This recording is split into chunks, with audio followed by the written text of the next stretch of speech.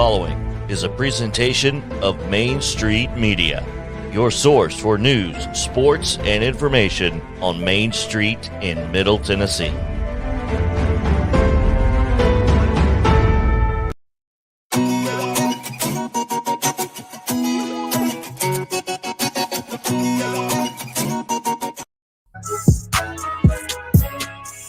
Hello, everybody. Welcome back to Day 2 coverage of the Blue Cross Bowl in Chattanooga, presented by the Tennessee Highway Safety Office and, of course, our good friends over at Donnelly Timmons Custom Home Builders. Visit DonnellyTimmons.com. And, of course, fans don't let fans drive drunk. We have a fun show planned for you today. We had a lot of fun yesterday, so we wanted to bring it back again today. We are, of course, going to be joined later by our two correspondents in Chattanooga, spearheading our entire coverage over at Main Street Preps, Tyler Palmatier and Russell Venozzi. We've got a lot to talk about. Of course, we had Alcoa win its 8th straight gold ball today, defeating hometown East Nashville. You had NBA losing to Baylor last night. We've got Page coming up here in the nightcap, so a lot to get into for this show. Justin, is Tyler in the stream yet? And if so, let's go ahead and bring him in. Looks like he is. Tyler joining us from – we got some video today. How you doing, Tyler? I'm a little – can you hear me? Yeah, we can. I'm a little more settled in today. Yeah. And so, yeah, you get to see a little bit of the backdrop. You're kind of in the belly of the beast. And everybody's going to be filing in here for food here in a second, so you just have to bear with me. But how are you guys doing? I think we're doing well. I mean, I can't speak for Justin at the moment, but pre-show, he seemed to be in good spirits. But you know what? We just appreciate you asking us how we're doing. I don't know that anybody's ever done that. So we thank you for that, Tyler. Hey, of course. Listen, we want to let's go ahead and get the NBA Baylor game out of the way since it was last night. What a tough game to lose if you're an NBA fan. What a great game to win if you're a Baylor fan. First and foremost, just initial impressions from that game, your takeaways from what was a classic football game on Thursday night. Yeah, I think maybe the biggest difference, especially in the second half, and ended up being that Baylor had a couple more guys that could just be explosive. Amari Jefferson being able to score in the manner he did. Whit Muschamp threw the ball well and even ran around a little bit. And then, of course, the run game was pretty punishing there, down the stretch. So, and how important it was on that final drive just to be able to get the first downs that the Raiders needed and get this game over with. So, I was impressed by that. I think maybe that might have been a big difference in the end. They had a couple more athletes and guys who could make a play. And, it was unfortunate for NBA because that was a team that played so well in the first half and couldn't really get it going in the second. And I don't think defensively, probably didn't think they played their best game in the second. And, of course, had their first fumble of the season in the second. So things just did not go well down the stretch for them. We had talked all season long. We talked yesterday. Maybe NBA was a team of destiny. And it felt like at the end of that game last night that NBA, they were a team of hope, in Baylor, in fact, maybe the team of destiny. You look at how they beat BA last week, how they were able to win it last night. Did you get that feeling last night as well? Well, Baylor kind of did end up being that team. Didn't get the region title that they had hoped earlier in the year. I think, if I remember right, I think they were trying to win their first one. And then the second state title ever in history, and first since '73. So those teams kind of are your teams of destiny. So, and then, of course, a couple things just went their way in that game, and that's football. And in high school, it's certainly you have to deal with that even a little more because there's just not a bunch of finality to things in the way that you can't review plays. You can't you can't send it up to the booth and have 5 different guys look at 5 different angles to figure it out. So, obviously, there were a couple, at least one big one in particular, where that mattered. So, being that touchdown in the first half that certainly appeared to should not have counted. So that's the game, man.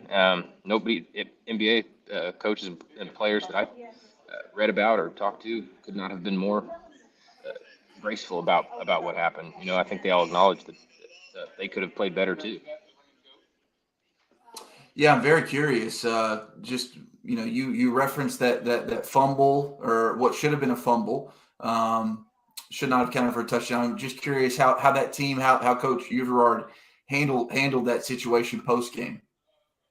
I mean, he's really Uvardi is really one of the classy guys that you'll classiest guys you'll ever cover. I mean, he just keeps his emotions really in check. He's not going to pop off. He's a very respectful guy, and just I don't really know how to describe him. He's just very even keel, and really good leaders take shortcomings of their whole group onto themselves. And that was the first thing he did. He said he didn't think he called a very good game offensively in the second half. And he didn't, he really handled it with a lot of grace. And I didn't have a chance to talk to a lot of different players, but I didn't get the sense that there's probably some disappointment out there. But you start blaming the refs, you're gonna look worse than you're gonna look bad. And I know that was a pretty big missed call, but I didn't get a sense from anybody after the game that was their complaint. I think everybody there knows they could have made one or two more plays in the second half and still won that game despite that. Tyler, obviously a tough pill for this senior class to swallow. Tough pill for Marcel Reed to swallow. 3 times falling short of their ultimate goal. But when you step back and you look at the career of Marcel Reed at NBA, what do you think of along with that senior class? Yeah, it's hard to get to the state finals 3 times, and the program's been really consistent, won a lot of games, and I mean, I know it's disappointing not come up with a state championship in 3 tries, and then to still be searching for that first one in what's now 8 years. But I don't know, Reed's legacy. That team's not loaded with. He doesn't have. I don't believe unless Claiborne Richards goes and plays college somewhere, he doesn't have one college receiver at his disposal. I think if you give him maybe, and that's not to speak down on Claiborne Richards, who's a really great player, but you just have maybe one more guy that can break a game open for you, a guy that can just go 60 yards from the line of scrimmage, and we're talking about probably a team that's at least won one title in that stretch. But it's just a well-developed program with the guys that maybe come in little kids and they leave big, strong guys that know how to compete and play well together. So it's a fun team to watch in that regard. And I think they'll probably sit back after a while. There'll be some disappointment, but it's been a great era under Reed. He's been a great leader, and I know everybody there's probably super excited to watch him at Ole Miss. Tyler, let's transition to the game that took place this morning. A really good football game between Alcoa and East Nashville. First, let's just say congratulations to the Tornadoes. 8 straight gold footballs, 21st overall. Any thoughts on that as a guy that, maybe not be from that knows good high school football where you're from, the Midwest? You've seen good high school football. How does that compare with what you've seen kind of growing up before moving to Tennessee? Yeah, it seems like there's always that one school or two that just sort of dominate like that. Communities are kind of the same. There's one where I'm from that also is called the Tornadoes. Oddly enough, there was a team in eight-man football is still a thing under the state association in Oklahoma, and there's a team there from a town called Shattuck that I believe until about 4 or 5. I was still there, maybe 5, 6 years ago. They had the nation's longest winning streak going. So there are those teams that can just.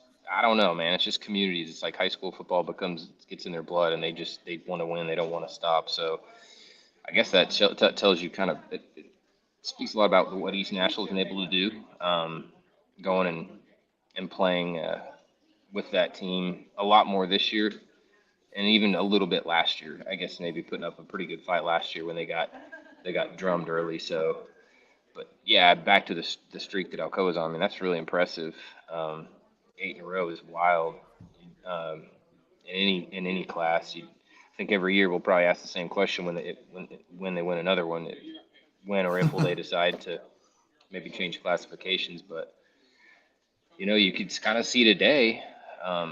It's not a guarantee. East Nashville could have won that game, so you still got to go out and win and make the plays to win and keep developing. And Alcoa has certainly done that.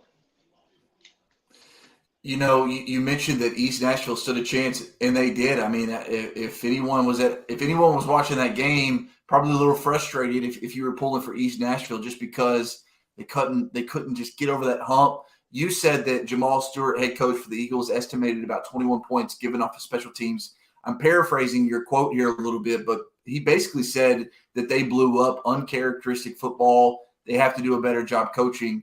I guess my question for you, Tyler, is that bugged them last year. So how were they not able to get that shored up in a year's time, or was it just one of those things that maybe that the lights may have been tight in certain instances?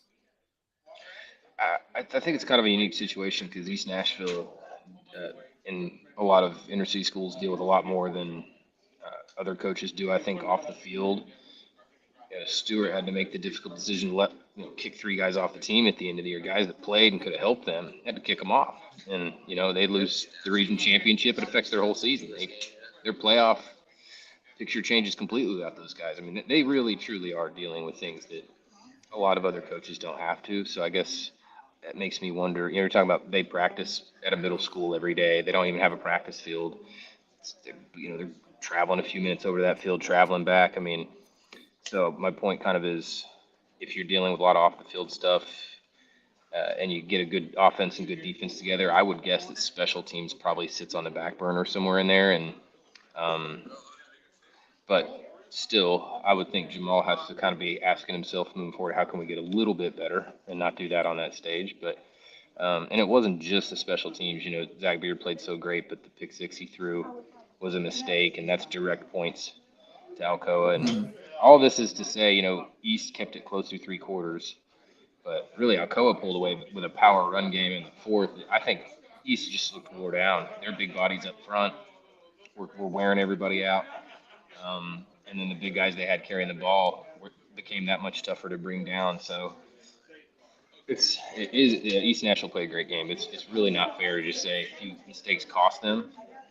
Certainly, maybe the momentum could have been different in the fourth quarter had they had a bigger lead. You're talking about maybe a tighter Alcoa team, but in the end, with what happened, Alcoa wore them down physically, and that ended up being really the ball game in the fourth quarter. It's hard not to notice what Jamal Stewart has done in just a few years at East Nashville. Alcoa's coach had mentioned it on the TV broadcast. He knew that East Nashville had great culture, would continue to fight, and that's exactly what that did. So you mentioned in your story that people can check out on MainStreetPreps.com how they've changed it. I guess what were the players telling you as far as their point of view of just kind of their perspective of Jamal and how he coaches that football team? Yeah, I think he had a huge impact on them. Obviously, he was able to get them to play really well for him, and he doesn't take it easy on them either. He's a hard coach. I mean, he doesn't really uh, mess around. You can't screw. Around.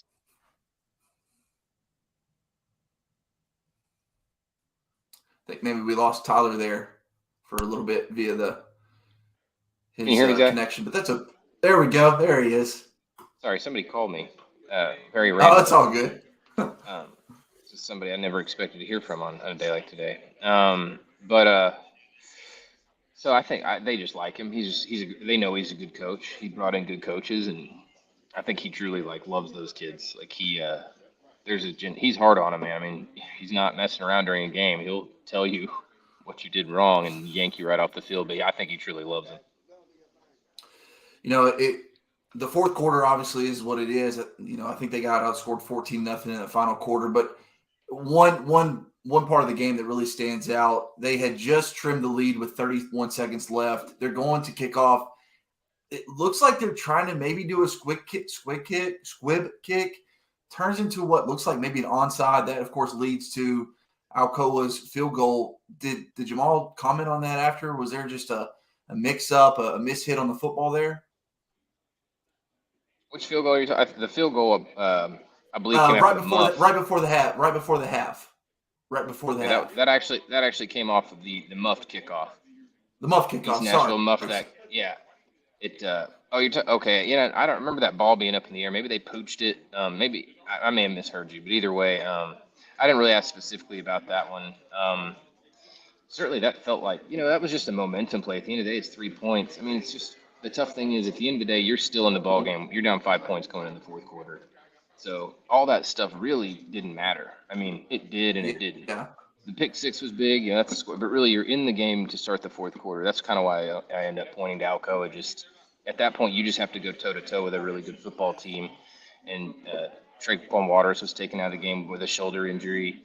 And I really think at that point, when it became kind of 0-0 again in the fourth quarter, Alcoa just put his foot on the gas and really just ran over him. So we're talking about special teams, but you probably should, maybe the bigger thing is weightlifting not conditioning. That's a super fast team, but maybe just beefing up your players a little bit more. But because those Alcoa players are big, they're stout and huge up front, and you have what you have when you're East Nashville. But so I mean, I don't know what you can do, but the difference there was a physical difference when the game had a restart going into the fourth quarter. East Nashville regained momentum, shut out Alcoa in the third quarter, and got its touchdown. They were back in the game. So, but at 0-0 going into the final quarter, Alcoa was the team that was best equipped to win.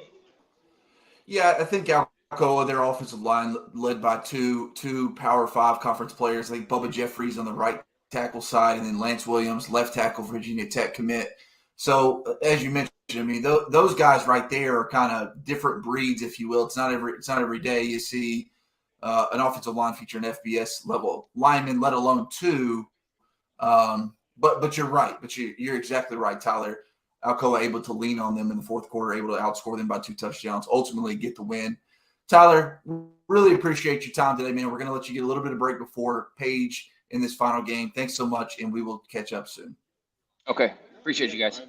Yep, thanks, Tyler. That was Main Street Preps reporter Tyler Palmatier, live from Chattanooga, talking about NBA Baylor, Alcoa East Nashville. A lot of good stuff from him. Be sure to check out mainstreetpreps.com to see all of the latest from the Blue Cross Bowl in Chattanooga. We're going to take a quick break, but when we come back, we're going to be joined by Main Street Preps editor Russell Venozzi to talk about all things Pearl Cone later up tomorrow, Page versus Knox West. So don't go anywhere. This is special coverage of the Blue Cross Bowl on Main Street Media Television.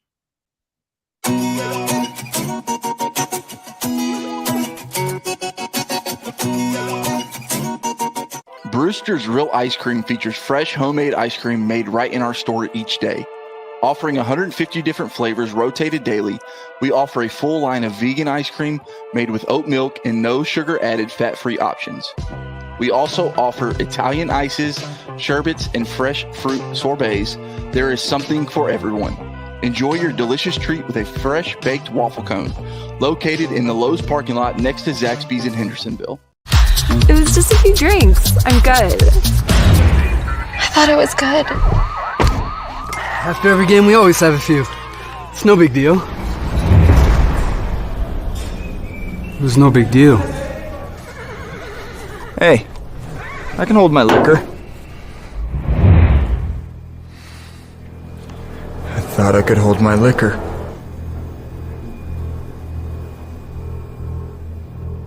This is attorney Bart Durham, and this is me. I'm Aaliyah. Keeping in good physical condition is really important to me. But when I had a wreck with a tractor-trailer truck that hurt my legs so bad I couldn't work for almost a year, I knew I needed a lawyer that understood tractor-trailer cases. So I called Bart. Bart gets millions of dollars for his clients every year. At Bart Durham Injury Law, we've handled hundreds of tractor-trailer cases. My dad and I want to help. Give us a call at 615-242-9000.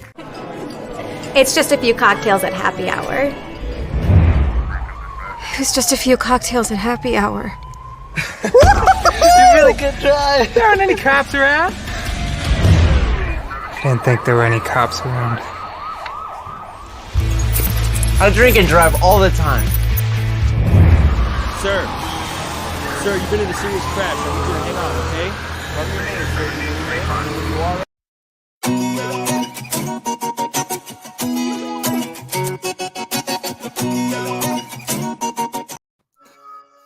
Welcome back to the Day 2 coverage of the Blue Cross Bowl in Chattanooga, presented by the Tennessee Highway Safety Office, where fans don't let fans drive drunk. Of course, we want to say thank you to our good friends over at Donnelly, Timmons Custom Home Builders. Visit them on DonnellyTimmons.com for all your custom home building needs.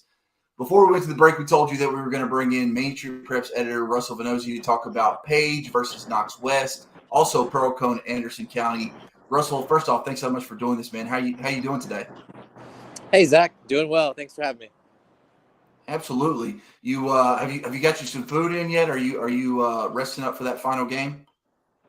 Oh yeah, they actually served us this flank steak with au gratin potatoes in the press box. So I've got my jackets on, I'm bundled up, and I'm ready to go for Class 5A Blue Cross Bowl now tonight. You're kidding. That's actually what they served you? Yeah, no, it was like by far the best meal they've had here. Shout out to, I guess, the Timmons Display or Finley Stadium. I'm not even sure who's in charge of that, but they're doing a good job. Wow. I don't know if I'm more surprised right now or when Justin told me that his family had substituted turkey for prime rib for Thanksgiving dinner. That's incredible. Oh, man. Yeah, that's not a bad move, though, going with prime rib over turkey. I fully support that, Justin.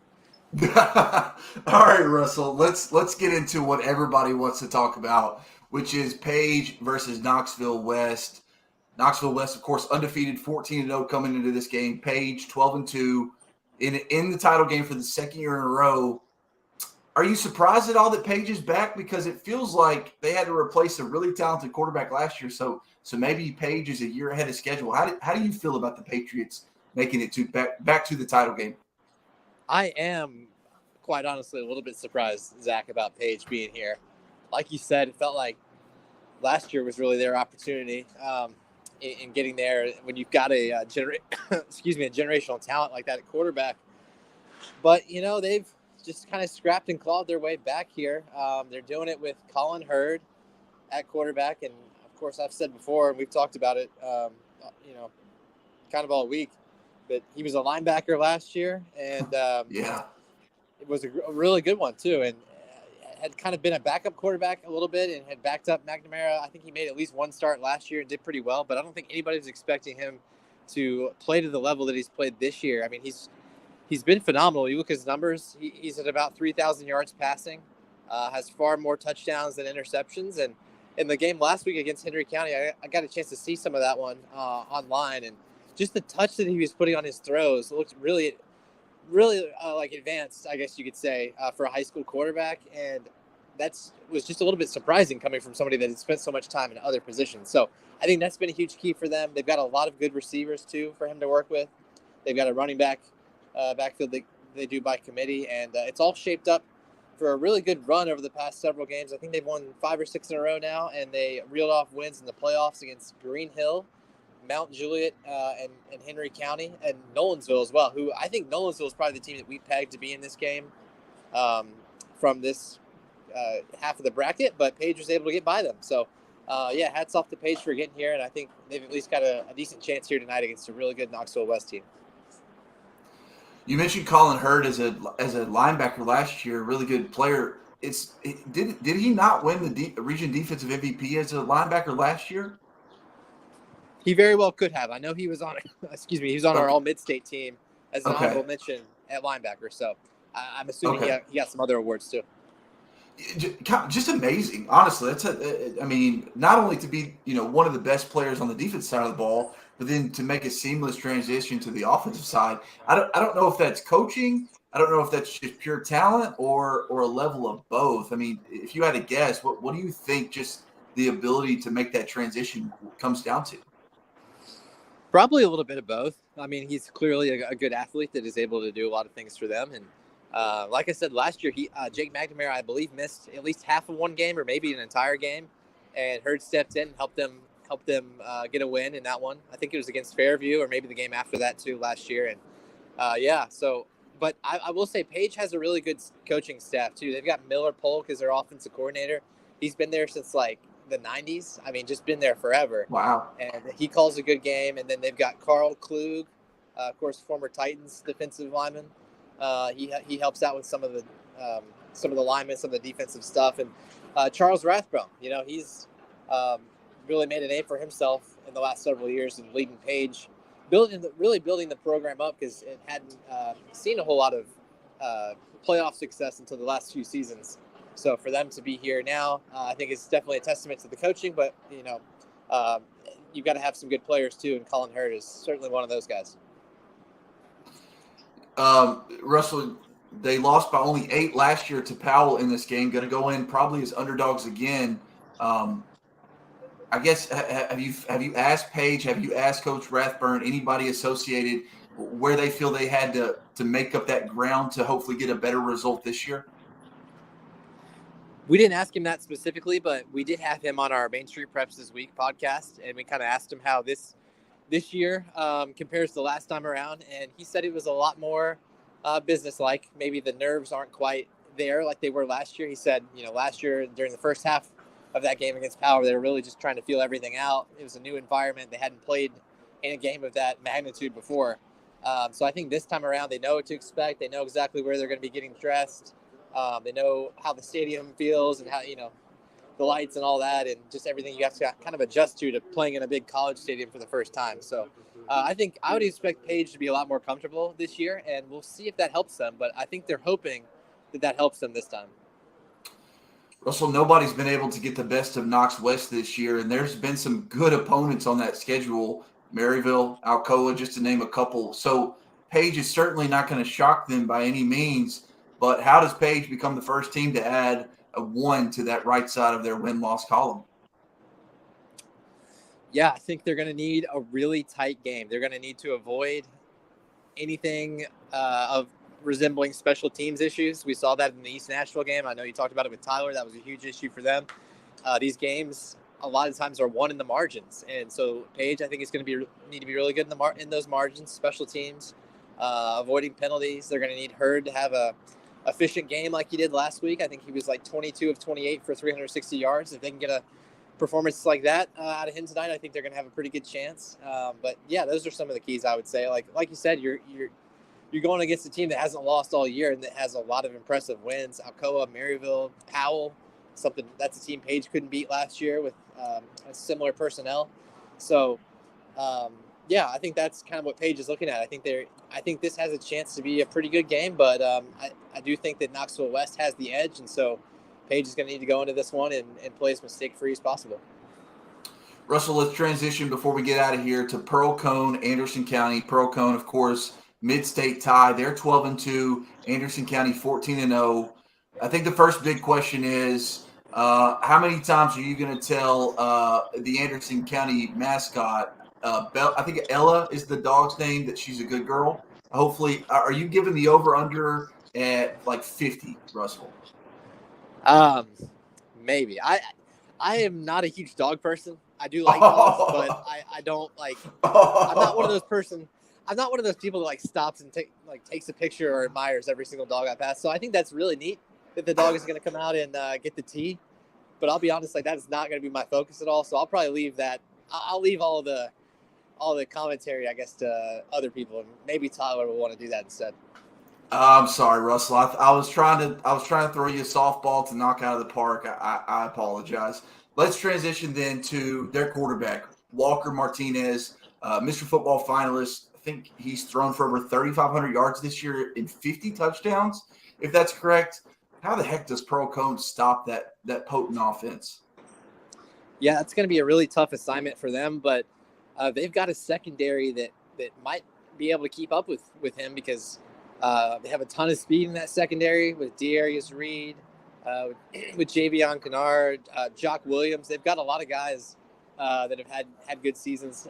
Even when you look at the linebackers too, Grayson Beach, I think he had 15 tackles last week as a kind of a stopper. So anyways, Pearl Cone may well give up some yards, and you're going to give up yards and probably touchdowns to a quarterback like that, Walker Martinez. But, Paige has an offense, too, that can probably keep pace with them for at least a while.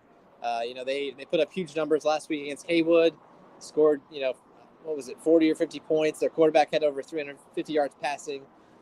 So I wouldn't be shocked if that game tomorrow is pretty high scoring. Yeah, 53-47 winner at Haywood last week. Russell, this is the second year, I believe, that Pearl Cone has been in 4A since making the jump up to 3A. What does that say about their program, just to be able to jump up to another classification and get to the state title game in just their second go around the sun. Yeah, I mean, it starts with their coaching. Tony Brunetti has been there a while, and he's really built a power in North Nashville. It's a place that I think players want to go play, and you see why. I mean, I think before the season, they sent out a list of all the guys they've got playing in the college level, and it spanned, I think, at least 3 dozen names. So they've got kind of a talent factory going there, and that certainly helps. I will say, too, I think moving to 4A worked out okay for them. Maybe gives them a little more of a shot because they got away from Alcoa. That was the team they had lost to in 2019 in the 3A title. And then, of course, you've seen what Alcoa has done since then. They continue to win every year, and East Nashville has been the victim these past 2 years now. So for Pearl Cone to be in another bracket and to be back in the championship game and to be playing somebody other than Alcoa, I think is just great for their program. You know, here they are playing for a gold football, and I don't know that they're going anywhere, Russell. You mentioned a couple of those guys, junior DRS Reed, their quarterback's a junior, Tarleton. I mean, they've got some younger classmen, younger playmakers that are returning next year. It feels like Pearl-Cohn football could be good for a couple of years. Do you get that feeling as well, being around the program?